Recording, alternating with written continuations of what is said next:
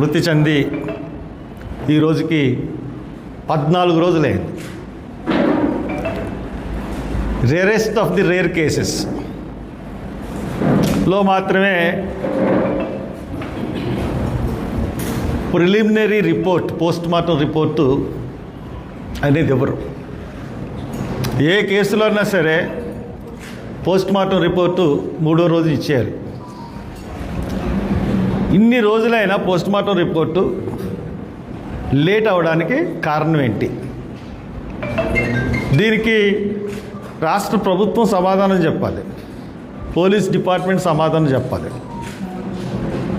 రాష్ట్ర మంత్రివర్గం సమావేశంలో ప్రవీణ్ పగడాల భార్య ఇన్వెస్టిగేషన్ను, పోలీసులు చేస్తున్న ఇన్వెస్టిగేషన్ మీద నమ్మకం ఉందని చెప్పింది కాబట్టి మనకి ఇంకేమీ భయం లేదు అని చెప్పేసి చంద్రబాబు నాయుడు గారు అన్నట్టు వార్తలు వచ్చినాయి. మరి అటువంటి ఆవిడ నమ్మకాన్ని మీరు ఒమ్ము చేసినట్టుగా 14 రోజులైనా ఈ పోస్ట్ మార్టం రిపోర్ట్ ఎందుకు రాలేదు చంద్రబాబు గారు? మీరు ఏమన్నా రహస్య ఆదేశాలు ఇస్తున్నారా? ఎందుకు రాలేదు? ఏంటి మర్మం? మేము ఖచ్చితంగా నమ్ముతున్నాము ఇది హత్య అని. పోలీస్ డిపార్ట్మెంట్ని దీన్ని ఎలాగన్నా సరే దీన్ని యాక్సిడెంట్ అని ప్రూవ్ చేయాలని చూస్తూ ఉంది. ఇటువంటి పరిస్థితుల్లో మీరు ఎంత త్వరితగతిని మీరు చూసుకుంటే, ఎంత త్వరితగతిని ఈ దర్యాప్తుని పూర్తి చేసి ప్రజలకు ముందుకు వచ్చి ప్రెస్ మీట్ పెట్టడం అంత శ్రేయస్కరం. మీరు లేట్ చేసే కొలది చాలా వదంతులు వస్తూ ఉన్నాయి. ఇంకొక విషయం ఏంటంటే, అన్నిటికన్నా దారుణ విషయం ఫేక్ వీడియోలు. ఐజీ గారు వార్తా ఛానల్లో వస్తున్నాయి అన్నీ కూడా ఫేక్ వీడియోలు అని చెప్పేసి ఆయన స్టేట్మెంట్ ఇచ్చారు. ఆ ఫేక్ వీడియోలు తీసుకుని చాలామంది చాలా రకాలుగా కథలు వెళ్ళారు. ఆయన ఒక తాగుబోతని, అదని ఇదని, అన్నీ ఫేక్ వీడియోలు అని చెప్పేసి చెప్పారు. ఆ ఫేక్ వీడియోలు రిలీజ్ చేసిన టీవీ ఛానళ్ళ మీద కానీ, లేదంటే వాళ్ళకి అందజేసిన వ్యక్తుల మీద కానీ ప్రభుత్వం ఎందుకు చర్యలు తీసుకోవట్లేదు? పోలీసులే ఇచ్చారని చెప్తున్నారు వాళ్ళు, ఛానల్స్ వాళ్ళు. ఇదిగో ఈ వీడియో రిలీజ్ అయింది, దాంట్లో ప్రతి వీడియోనికి కూడా ఈ సోషల్ మీడియా వచ్చిన తర్వాత ప్రతి వీడియోని విశ్లేషిస్తుంది. ప్రతి వీడియోలో కూడా ఏ వీడియో తీసుకున్నా దాంట్లో లోపాలు ఈజీగా కనిపెడతా ఉన్నారు. బండి ఒకటి కాదని, మనిషి ఒకరు కాదని. నేను ఫస్టే చెప్పాను, కొవ్వూరు నుంచి డ్రైవ్ చేస్తున్న మనిషి ఆయన కాదు. తర్వాత నిన్న పోలీసులకు ఒక మాట చెప్పాను, మీరు ఎంతసేపు యాక్సిడెంట్ అయిపోయిందన్న కోణంలో చూస్తున్నారు. ఎవడన్నా చంపేసి అక్కడ పారేసి అడికి చిన్న దెబ్బలు తగులుతాయి కదా, అలాగా దిగినప్పుడు మీరు ఏమన్నా హాస్పిటల్స్ని 11:40 తర్వాత దగ్గరున్న హాస్పిటల్ కానీ, చుట్టుపక్కల హాస్పిటల్ కానీ ఎవరన్నా మీరు జాయిన్ అయ్యారా, అవుట్ పేషెంట్ డిపార్ట్మెంట్లో ట్రీట్మెంట్ ఇచ్చుకున్నారా అని అడిగాను. చేయలేదండి. స్వయంగా ఇన్వెస్టిగేషన్ ఆఫీసరు చెప్పారు నాకు, ఐఓ. అలాగే రాజానగరం సీఏ కూడా చెప్పాడు. అంటే కనీసం ఎవరన్నా ఇన్వెస్టిగేషన్ చేస్తున్నప్పుడు కేసుని అన్ని కోణాల నుంచి దర్యాప్తు చేయాలి. అటువంటిది ఒకవేళ వీళ్ళు ఎంతసేపు యాక్సిడెంట్ దాన్ని ఎలా ప్రూవ్ చేయాలని మొత్తం 24 గంటలు దాని మీద దృష్టి పెడుతున్నారు తప్పితే పోలీసులు ఇంకో యాంగిల్ అన్నది వాళ్ళు ఎక్కడ కూడా చూడట్లేదు. ఫేక్ వీడియోలు వచ్చినాయి. ఫేక్ వీడియోలు ఎవరు తయారు చేస్తున్నారు, ఎవరు మత సామరస్యాన్ని రెచ్చగొట్టడానికి ప్రయత్నిస్తున్నారు, దీని గురించి ఏమన్నా దర్యాప్తు చేస్తున్నారంటే దాని దర్యాప్తు లేదు. ఇప్పుడు ప్రెస్ మీటు ఖచ్చితంగా ఈ కేసుని రీపోస్ట్ మార్టం చేయిస్తాను హైదరాబాద్లోని. ఆ రోజు ఇవ్వాల్సిన రిపోర్టు వెంటనే ఆపేశారు. ఎందుకు ఆపేశారు? నేను మళ్ళీ ఒక రోజున ఒక 2-3 రోజుల క్రితం ఐజీ గారు ఏదో పోస్ట్ మార్టం రిపోర్ట్ ఈరోజు విడుదల చేస్తున్నామని స్టేట్మెంట్ ఇచ్చారు. నేను అదే రోజున రీపోస్ట్ మార్టం చేయడానికి నో అబ్జెక్షన్ సర్టిఫికేట్ ఇవ్వండి, హైదరాబాద్లో నేను రీపోస్ట్ మార్టం చేస్తాను, నో అబ్జెక్షన్ సర్టిఫికేట్ ఇవ్వండి అని చెప్పి ఎస్పీకి కలెక్టర్కి పెట్టాను. దాంతో అది ఆపేశారు. ఎందువల్ల? నేను లెటర్లు ఇచ్చి రీపోస్ట్ మార్టం చేయిస్తాననేటప్పటికల్లా ఎందుకు జాప్యం చేస్తుంది ప్రభుత్వం? అంటే ఈ కేసు తరపున అందరినీ బెదిరించేస్తే బెదిరిపోతామనుకున్నారా? ఏమనుకుని మీరు పోలీస్ డిపార్ట్మెంట్ ప్రభుత్వం ఇటువంటి వేషాలు వేస్తూ ఉంది? అంటే ఎవరు మాట్లాడుకోకుండా అందరినీ బెదిరించేస్తే అందరూ మీ చెప్పు చేతల్లో ఉంటారు, మీరు ఇష్టానుసారంగా చేద్దాం అనుకుంటుందా పోలీస్ డిపార్ట్మెంటు? నేను అందరినటువంటి కాదు, mister SP, mister DGP and mister CM, నీకు కూడా తెలుసు సీఎం గారికి. నేను ఒక తప్పుడు కేసులో 48 రోజులు జైల్లో ఉన్నాను. నేను ఆర్థిక నేరం చేయలేదు, లేకపోతే స్కాములు చేయలేదు. నా జీవితంలో ఎప్పుడు కూడా ఒక చిన్న తప్పు మీద జైలుకి రిమాండ్కి వెళ్ళింది లేదు. ఎవడి గురించో పబ్లిక్ ఇష్యూస్ గురించి నేను పోరాడతాను తప్పితే నేను ఎప్పుడు కూడా ఎవరికెళ్ళినా ఎవరో ఆపదలు ఉన్న వాళ్ళ గురించి వెళ్తాను, లేకపోతే అంబేద్కర్ విగ్రహాలు పెట్టకపోతే వాళ్ళ దగ్గరికి వెళ్తాను. అది కాకుండా నా మీద ఏదైనా తప్పుడు కేసు, ఏ కేసు అన్నా ఇదిగో ఈయన కొట్టాడు, ఈయన చేశాడు, అది చేశాడు అన్న తప్పుడు కేసు ఏదైనా చూపించండి నా మీద. ఇది ప్రవీణ్ ప్రగడాల అది హత్య అని నేను నమ్ముతున్నాను. నేను నమ్ముతున్నప్పుడు మీరు ఆత్మహత్య అంటున్నారు. ఆత్మహత్యని ప్రూవ్ చేయలేకపోతున్నారు, యాక్సిడెంట్ అని ప్రూవ్ చేయలేకపోతున్నారు. నేనేమో అది హత్య చేసి అక్కడ పడేశారు బాడీని అంటున్నాను. నేను ఏకంగా సీన్ కన్స్ట్రక్షన్స్లో కూడా బండిసుకుని వెళ్తాను, మీరు రండి అన్నాను. దానికి మీ దగ్గర నుంచి సమాధానం రాలేదు.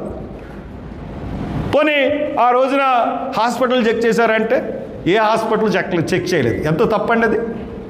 అంటే ఇన్వెస్టిగేషన్ అంటే యాక్సిడెంట్ అనేది ఎలా చూపించాలా, మొత్తం దృష్టాంతా దాని మీద పెడితే అసలు ఈ హత్య అన్న వైపు ఇన్వెస్టిగేషన్ ఎలాగపోతే ఇది ఎలాగ ఇన్వెస్టిగేషన్ అవుతుంది? ప్రవీణ్ పగడాల అన్న ఆయన ఈరోజు వాళ్ళ కుటుంబానికి ఆయన ఆప్తుడు, భార్యకి భర్త, పిల్లలకి తండ్రి. బట్ సంఘాలన్నీ ఈ రోజున మేమందరం ఆయన కుటుంబ సభ్యుడు అనుకునే మేమందరం కూడా ఆయన హత్య జరిగిన విధానాన్ని చూసి ఆయన్ని కొట్టి పారేశారు. ఎందువల్లంటే మేము హత్యని ఎలాగనుకుంటున్నాం? తల మీద గాయాలు ఉన్నాయి, హెల్మెట్ ఉంటే తల మీద గాయాలు ఎలాగుంటాయి? ముక్కు మీద ఇలా కోసుకుపోయినట్టు గాయాలు ఉన్నాయి, బండి మామూలుగా ఉంది, పడేసినట్టు మీద పెట్టినట్టు ఉంది. ఎన్నిటి వైపు దృష్ట్యా మేము హత్య అంటుంటే మీరు యాక్సిడెంట్ అంటున్నారు. తర్వాత నిన్న నా మీద ఒక కేసు పెట్టారు, హర్ష్ కుమార్ మీద కేసు పెట్టాం.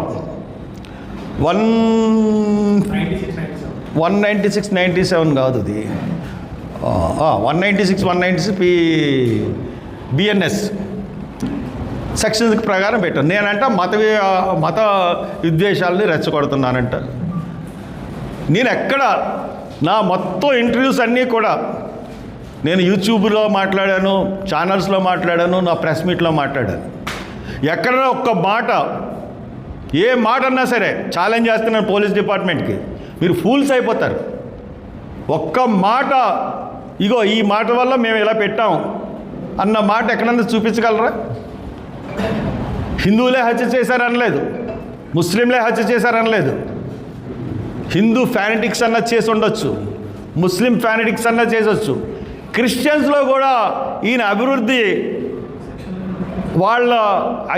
ఈయన అభివృద్ధిని సహించుకోలేని వాళ్ళన్నా చేసి ఉండొచ్చు అని చెప్పని తప్పితే ఎప్పుడు ఏ మతం మీద నేను నేరం మోపలేదు. ఒక నిజాన్ని బయటకు తీసుకురావాలన్నదే నా ప్రయత్నం. దానికి నన్ను నా మీద కేసు పెట్టి నేను ఏమన్నా చిన్నపిల్లున్నా, నాకేం చట్టం తెలీదా, నేను ఏమన్నా మీకు భయపడి ఉన్నా? ఎన్ని కేసులు పెట్టారు నా మీద? ప్రతి ఏ గవర్నమెంట్ వచ్చినా కేసులు పెట్టకుండా ఉందా? చంద్రబాబు ఎన్ని కేసులు పెట్టాడు, జగన్ ఎన్ని కేసులు పెట్టాడు? ఏ కేసు అన్నా నాది పోరాటంలో ఒక కేసులు తప్పితే నేను ఏమన్నా ఆర్థిక నేరాలు చేశానా, అవినీతి ఆరోపణలు ఉన్నాయా, ఏమున్నాయి నా మీద? అందుకని ప్రజలు ఈ రోజున హర్ష్ కుమార్ నమ్ముతున్నారు, ఒక సమాజం నమ్ముతుంది. నేను సెక్యులర్ని, నేను హిందూ మతాలు ఆచరిస్తాను, క్రిస్టియన్ మతం ఆచరిస్తాను, మొన్న రంజాన్ మతం కూడా ఆచరించాను, మొన్న ఇఫ్తార్ కూడా పెట్టాను. క్రిస్మస్ చేసుకుంటాను, ఈస్టర్ చేసుకుంటాను, దీపావళి చేసుకుంటాను, వినాయక చవితి చేసుకుంటాను, రంజాన్ చేసుకుంటాను, బక్రీద్ చేసుకుంటాను. సెక్యులర్ భావాలు ఉన్న కుటుంబం మాది. మా కోడలు జైన్, నా భార్య వేరే కులం, కొప్పులు వెలమ కులం, నేను మాల, ఇలా రకరకాల కులాలున్న కుటుంబం మాది. ఒక కులం మీద కానీ ఒక మతం మీద కానీ మాకు ప్రత్యేకమైన ఇది ఉండదు. అందరూ సమానమే. సెక్యులర్ కుటుంబం అనడానికి, సెక్యులర్ అని నేను అనడానికి ఏదన్నా అన్ని రుజువులే. నేను మనసులో ఏ దేవుడిని కొలుస్తాను, నేను మనసులో ఏ దేవుడిని పూజించుకుంటాను, అది నా సొంత అభిప్రాయం. నేను ఆ దేవుడిని కొలుచుకుంటాను.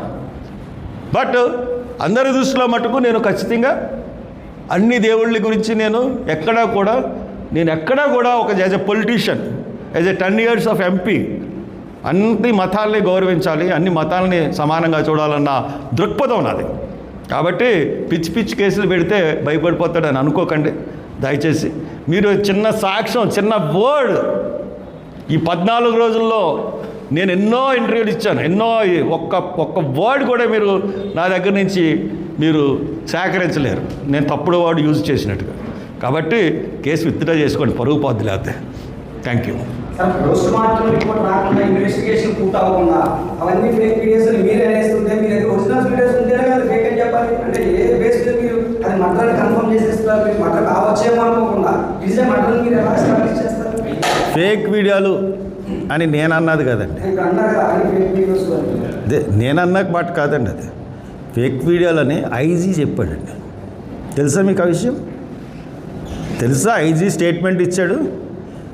ఈ వార్తా ప్రసారాల్లో వచ్చినాయి అన్నీ కూడా ఛానల్స్ కాదు, నేను చెప్పేది ఛానల్స్లో వచ్చినాయి అన్నీ ఫేక్ వీడియోలు, దానికి పోలీసులకు రిలీజ్ చేసిన వీడియోలకి సంబంధం లేదని ఐజీ చెప్పాడు.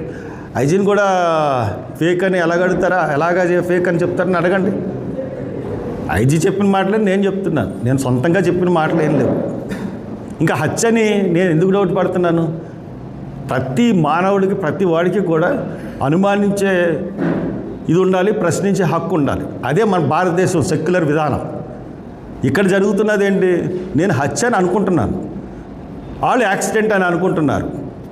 నేను ఈ డౌట్ ఎక్స్ప్రెస్ చేసినప్పుడు ఇది హత్య కాదు, ఇది యాక్సిడెంట్ అని ప్రూవ్ చేయాలి 14 రోజుల్లో, లేదంటే హత్య మీద దర్యాప్తు చేయాలి. ఎందుకు నేను హత్య అనుకుంటున్నాను? తల మీద దెబ్బలు, చెప్తున్నాను కదా, తల మీద దెబ్బలు ఉన్నాయి, ముఖం మీద దెబ్బలు ఉన్నాయి, ప్రతి చోట దెబ్బలు ఉన్నాయి. అటువంటిప్పుడు యాక్సిడెంట్ ఎలా అవుతుంది? హెల్మెట్ పెట్టుకున్నప్పుడు తల మీద దెబ్బలు ఎలా వస్తాయి? పోస్ట్ మార్టం రిపోర్ట్లో కూడా నాకు కాన్ఫిడెన్షియల్గా తెలిసింది సస్పీషియస్ ఏంటంటారు, సస్పీషియస్ ఇంజరీస్. తర్వాత ఈ ఫేక్ వీడియోల్లో అతన్ని క్యారెక్టర్ అసాసినేషన్ చేయడానికి మందులు కొన్నాడని చెప్పి, లిక్కర్ కొన్నాడని రకరకాల వీడియోలు వచ్చింది. నేను అన్నాను లిక్కర్ కొంటే తప్పేముంది, తప్పేం కాదు కదా అని చెప్పాను. కానీ అతను లిక్కర్ తాగడంట. చాలామందిని అడిగాను, లిక్కర్ తాగడంట, లిక్కర్ తాగి క్వశ్చనే లేదు, అతను లిక్కర్కి అలవాట్లేదు అని చెప్పారు. అని చెప్పిన తర్వాత దాన్ని మనం ఎలాగ వినండి, లింకన్ గారు నేను ఆయన సమాధానం చెప్తున్నాను కదా, పక్కన డిస్టర్బ్ చేస్తారు ఎందుకండి. ఇప్పుడు ఆ ఫేక్ వీడియోలు ఆ రకంగా వాళ్ళు చెప్పారు. అప్పుడు మీకు ఒక హత్య కేసు కానీ ఏదైనా కేసు దర్యాప్తు చేస్తున్నప్పుడు 100 మందిని నమ్మించాలి. 99 మంది నమ్మి వాళ్ళు నమ్మితే అది ఇదవదు. ఇది సుప్రీంకోర్టు జడ్జిమెంట్లో చెప్పింది. సో దాట్ మీరు దాని ప్రకారం మీరు నాకు కూడా కన్విన్స్ చేయండి, ఇది హత్య అని ప్రూవ్ చేసి చెప్పండి. నాకే కాదు, ప్రజానికాన్ని అందరికీ హత్య అని చెప్పండి, లేదంటే యాక్సిడెంట్ అని చెప్పండి. ఇగో యాక్సిడెంట్ అని ఏమీ అనౌన్స్ చేయకుండా సస్పిషియస్ డెత్ అని చెప్పి 14 రోజులు పెట్టుకుంటారు. ఓ పక్కేమో యాక్సిడెంట్ అని ప్రచారం చేస్తూ, this is not good. Me police department ఎన్ని రోజులు పెట్టుకోవడం వల్లే సంఘంలో కానీ సమాజంలో కానీ ఇటువంటి ధోరణి అన్నది ప్రబలిపోతుంది. ఎవరికి వాళ్ళు ఇష్టానుసారంగా వీడియోలు చేసుకుంటున్నారు. ఆ వీడియోలు వచ్చినంతకాలం చాలామంది దుర్మార్గులు ఇష్టానుసారంగా వాళ్ళ ప్రవీణ్ పగడాలని తాగుబోతూ తిరుగుబోతూ అని చెప్పేసి. తప్పు కదా అది. ఒక మనిషిని చనిపోయిన తర్వాత ఆయన్ని క్యారెక్టర్ని చంపేయడం అన్నది ఎంత దుర్మార్గం. అంటే 10 మంది పిచ్చి కుక్క అని కొట్టేసి అందుకని చంపేసామని అంటానుగా, తప్పది.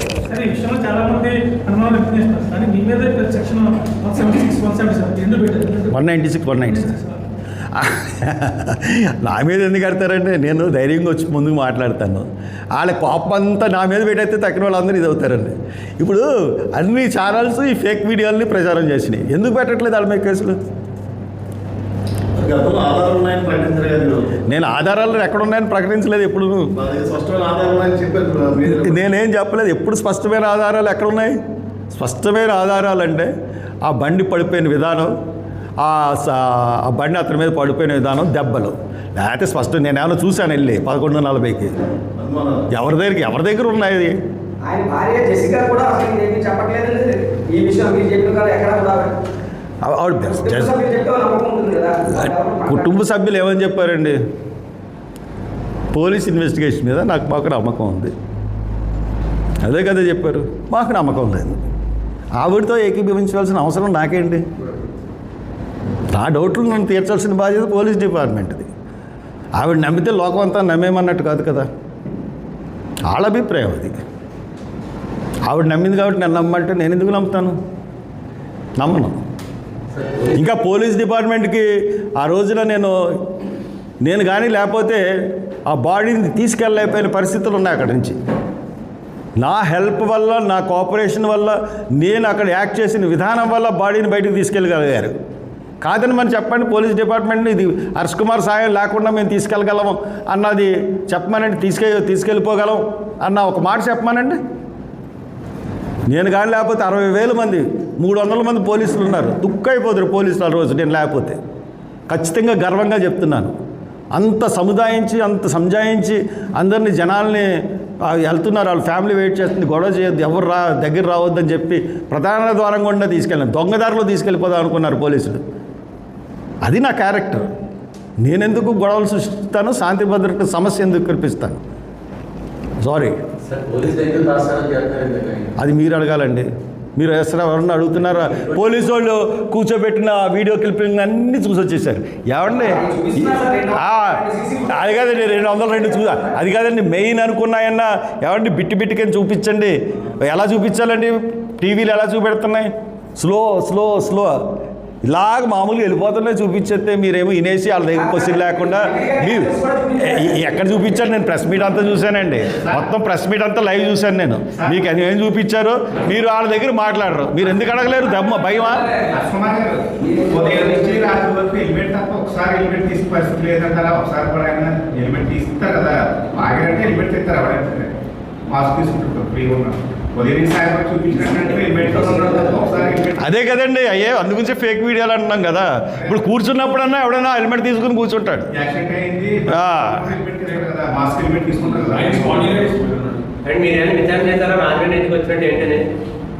రాజమండ్రిలో వచ్చారు అన్నట్టుగా వస్తుంది కదా వాదన. ఎవరిని? రాజమండ్రి నామవరం స్థలం తీసుకోవడానికి నామవరంలో స్థలం తీసుకోవడానికి వచ్చారని అంటున్నారు కదా. ఆయనకి నామవరంలో స్థలం ఉందటండి. ఆయన బండి వేసుకొచ్చిన కారణం ఏంటంటే ఆవిడ వద్దన్నారట ఇంట్లో. ఎందుకు బండి మీద అంటే, నాకు రాజమండ్రి వెళ్తే తిరగడానికి ఉండట్లేదు, అందుకని ఇది బండి తీసుకెళ్ళి ఇక్కడ పెట్టేస్తాను, తర్వాత ఎప్పుడన్నా నేను ఫ్లైట్లో వెళ్ళినా నాకు బండి ఉపయోగపడుతుంది అన్న ఉద్దేశంతో బండి మీద వచ్చాడని చెప్తా ఉన్నారు. మరి అదే ఎక్కడ స్థలం ఉంది? ఒకళ్ళు కేశవరంలో చెప్పారు, పోలీసు వాళ్ళు నామవరం అని చెప్పారు. అక్కడ ఏదో ఒక మళ్ళీ సంస్థను ఏదో ఎస్టాబ్లిష్ చేద్దామని అనుకుంటున్నారని ఒక వార్త. ఎందుకుంటుంది సార్? ఏమండి నాకు అవసరం ఏంటండి ఇన్వెస్టిగేషన్?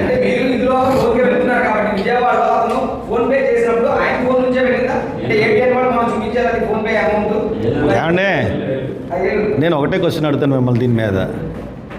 ఫోన్పే నెంబర్ నుంచి వెళ్ళిందా లేదా అని అడుగుతున్నారు కదా. ఫోన్లు ఎవరి దగ్గర ఉన్నాయండి? ఫోన్లు ఎవరి దగ్గర ఉన్నాయి? పోలీసులు సీజ్ చేశారు. ఫోన్పే రిసీట్ ఏబిఎన్ వాళ్ళు ఎలా చూపించగలరు?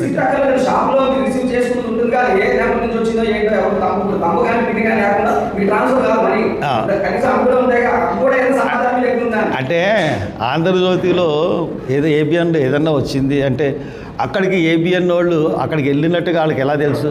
దాన్ని కూడా ఫేక్ అనే కదా పోలీసులు చెప్పింది. తర్వాత దాన్ని కూడా ఫేక్ అని చెప్పిన తర్వాత కూడా మీరు ఆ వీడియోలో ఫోన్పే అని అంటున్నారు. అది ఫేక్ అని చెప్పిన తర్వాత మీరు మనం దాన్ని ఎలాగ విశ్వసించగలం చెప్పండి సార్. పోలీసులు ఒకసారి ఇది ఫేక్ అని నిర్ధారించిన తర్వాత మనం ఏం చెప్పగలం? ఇప్పుడు విశాఖపట్నంలో డ్రగ్స్ పట్టుకున్నారండి, 60,000 కోట్ల డ్రగ్స్. ఎవరు సమాచారం ఇచ్చారండి? ఇంటర్పోల్ సమాచారం ఇచ్చిందండి.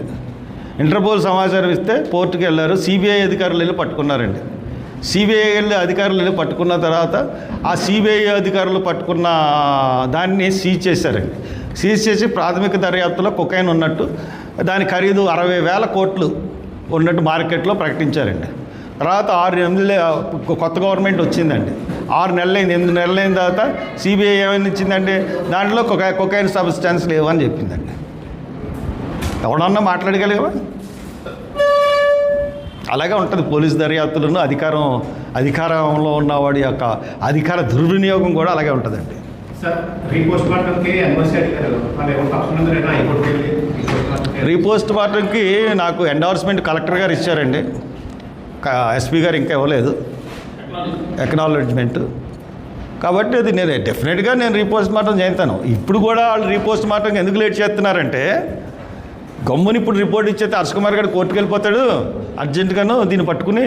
కాబట్టి దీన్ని లేట్ చేస్తే ఆ కడుపులో ఉన్నటువంటి కొంత అన్నీ కరిగిపోతాయి. అప్పుడు మనం ఏదో సంథింగ్ ఈజ్ బిహైండ్ దట్. అందుకనే లేట్ చేస్తున్నారు. అన్ని సబ్స్టాన్సెస్ దొరకకుండా ఉండడానికి లేట్ చేస్తున్నారు. Thank you. అన్నాడు కదా, ఆడి గురించి నేనేం చెప్తాను కానీ సరే, ఎనీహౌ మీరు అడుగుతున్నారు కాబట్టి ఆధారాలు ఉన్నాయి అని అన్నాడు. ఆధారాలు ఉంటే చూపించమనండి. అంతకని ఎక్కువ మాట్లాడిన తన గురించి నేను. ఎందుకంటే ఆ రోజు మార్నింగ్ వాళ్ళు ఇంటికి వెళ్ళి వాళ్ళ నాన్నగారు చనిపోయారని పలకరించాను. తర్వాత ఆయనే చెప్పాడు దీని గురించి. అంతకుముందు వరకు నాకు తెలియదు. నేను వచ్చినప్పుడు ఆగాను. అయిపోయిన తర్వాత ఆయన ఏమో వీడియోలు చూసి సాటిస్ఫై అయ్యాడు. నేను సాటిస్ఫై అవ్వలేదు. ఆయన బయటకు వచ్చి ఇది యాక్సిడెంట్ అన్నాడు, నేను కాదన్నాను. అంతే మా ఇద్దరికి డిఫరెన్స్. హర్ష్ కుమార్ గారు అన్నారు బలమైన ఆధారం ఉంది నాకు, ఇది హత్య అని అన్నారు, ఇది యాక్సిడెంట్ అని అన్నారు. దానికి నాకు బలమైన ఆధారం ఉంది, బయట పెట్టామోనండి. I have no objection. పోలీసులు రిలీజ్ చేసిన ఫస్ట్ వీడియో, ఆయన చనిపోయిన తర్వాత వచ్చిన ఫస్ట్ వీడియోలోనే దగ్గరికి వచ్చిన తర్వాత ఒక నల్లని పొగ వచ్చింది. ఆ పొగ ఇప్పుడు వచ్చి ఎవరో ప్రస్తావించలేదు, ఎవరో క్లారిటీ ఇవ్వలేదు, ఎవరో దాని గురించి అసలు సబ్జెక్టే మాట్లాడలేదు. అది ఒకసారి మళ్ళా వీడియో చూసి కాదు, ఆ పొగ గురించి నేను వచ్చి ఆ పొగ గురించి పోలీసులు ఎదురుగుండానే డిస్కషన్ అయిందండి. నేను ఆ పొగ గురించి నేను స్టేట్మెంట్ ఇచ్చానండి. ఏమని పోలీసులకి, నాకు ఈ పొగ కనబట్టలేదు, ఇది నేను నమ్మలేని, ఇది యాక్సిడెంట్ అన్నట్టు పోలీసులకే చెప్పాను. తర్వాత నా వీడియో కాన్ఫరెన్స్లో, నా ప్రెస్ కాన్ఫరెన్స్లో కూడా దాని గురించి చెప్తాను. అది ఒక పొగ చూసి నేను నమ్మలేను. ఇంకో చోట చాలా ఫేక్ వీడియోల్లో యాక్సిడెంట్ వెనకాల పడిపోయినట్టు చెప్తున్నారు. తర్వాత ఆ బండి వేసుకుని మళ్ళీ ఎలా వస్తున్నాడన్నా చూపించాలి కదా, ఏ వీడియోలో లేదు. ఇంకోటి ఎస్పీ గారు అనుమానాస్పద కారులు 4 ఉన్నాయి, దాంట్లో కారు కాతేరులో దిగిపోయాడు. ఆ దిగిపోయిన తర్వాత బండి వెళ్ళిపోతుంది, బండి వెళ్ళిపోతున్నది, బ్యాగ్ ఏమో ఒక పక్కకు ఒరిగిపోయింది, ఇదేంటి బ్లింకర్ లైట్ వేసుకుని వెళ్ళిపోతున్నారని చెప్పాడు. ఎవడన్నా సరే మనం ఉన్నామండి, మన బ్యాగ్ ఒరిగిపోతుంది, పడిపోయేలా ఉంది, ఏం చేస్తామండి, మనం దిగి స్టాండ్ వేసుకుని బ్యాగ్ని సరి చేసుకుని వెళ్తాం. మరి అలాగే వెళ్ళిపోతున్నాడంటే ఇవన్నీ ఆలోచించాల్సిన విషయాలు, ఇన్వెస్టిగేషన్ చేయాల్సిన విషయాలు, ఇవన్నీ బయట పెట్టాల్సిన విషయాలు. ఇది ఎస్పీ గారు చెప్పిన మాట.